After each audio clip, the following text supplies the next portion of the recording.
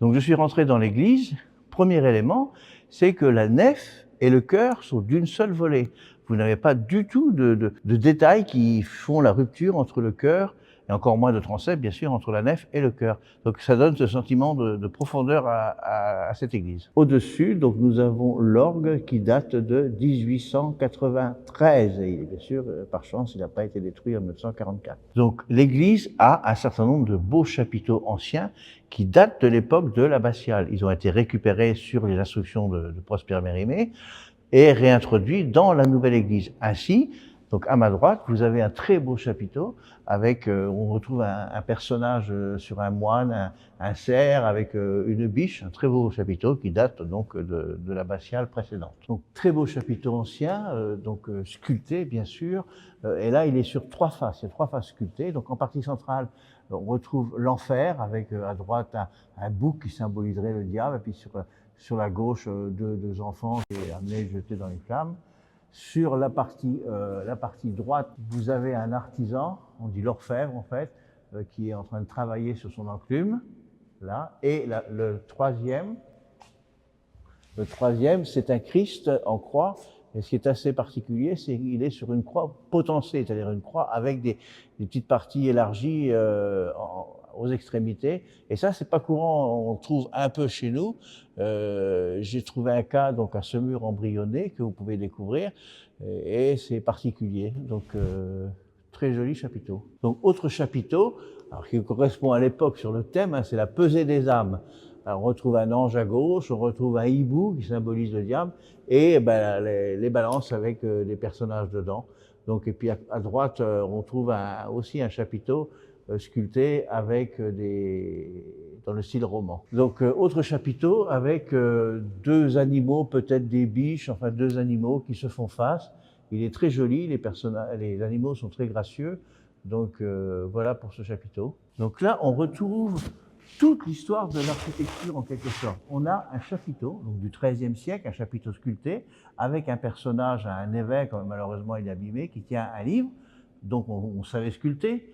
À droite, vous avez deux chapiteaux beaucoup plus contemporains, donc du XIXe siècle, de la nouvelle église construite entre 1860 et 1863. Et à droite, on retrouve donc des colonnes et des chapiteaux, donc modernes, construits après 1944, dans les années 50. Et là, alors là, c'est vraiment tout ce qu'il y a de plus simple. Donc on voit l'évolution de l'architecture à travers les siècles.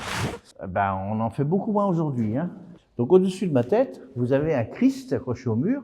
Ce Christ a une histoire. En fait, il a été retrouvé par une famille il y a quelques années, et cette famille nous l'avait donné à la ville de Saint-Lô, et nous l'avons remis à la paroisse et implanté sur le mur, puisque déjà l'église Sainte-Croix n'ayant pas de Christ, c'était intéressant. Et ce Christ proviendrait de la chapelle de la Madeleine. Et il est très joli. Bon, il a vécu, hein, donc il est pieds abîmés, mais c'est une très belle pièce. Donc très beau maître-autel, hein, donc du XIXe siècle, hein, donc de la date de la construction de la nouvelle église. Il représente tous les apôtres, et en fait, il est une copie du maître-autel de la cathédrale de Soissons.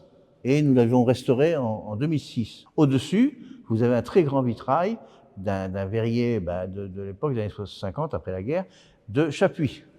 Donc, dans le bas-côté nord, l'autel de la Vierge, qui a été également restauré, donc en même temps que le maître-autel en 2006. Et les restaurateurs ont regardé autour et ils ont découvert qu'il y avait aussi des peintures murales sous la voûte et sur les colonnes, comme on peut le voir, sur les colonnes. Ils ont retrouvé des peintures ici et en haut. Donc vous voyez, ils ont fait des essais.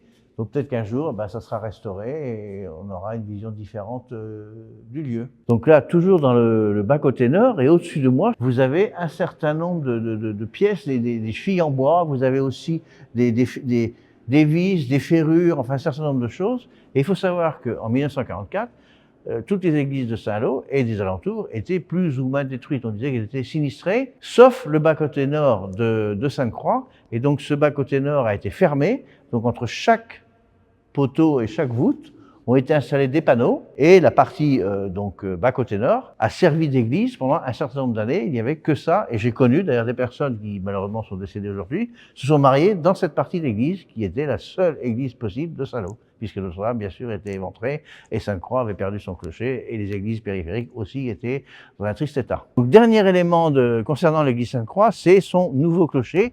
Celui-ci a été réalisé en 1954 et domine le quartier. Et bien sûr, il a remplacé le clocher qui a été détruit en 1944. De Saint-Lois, je vous souhaite une bonne continuation. N'hésitez pas à liker. Retrouvez-moi sur les différents réseaux sociaux qui s'apparaissent en dessous de moi.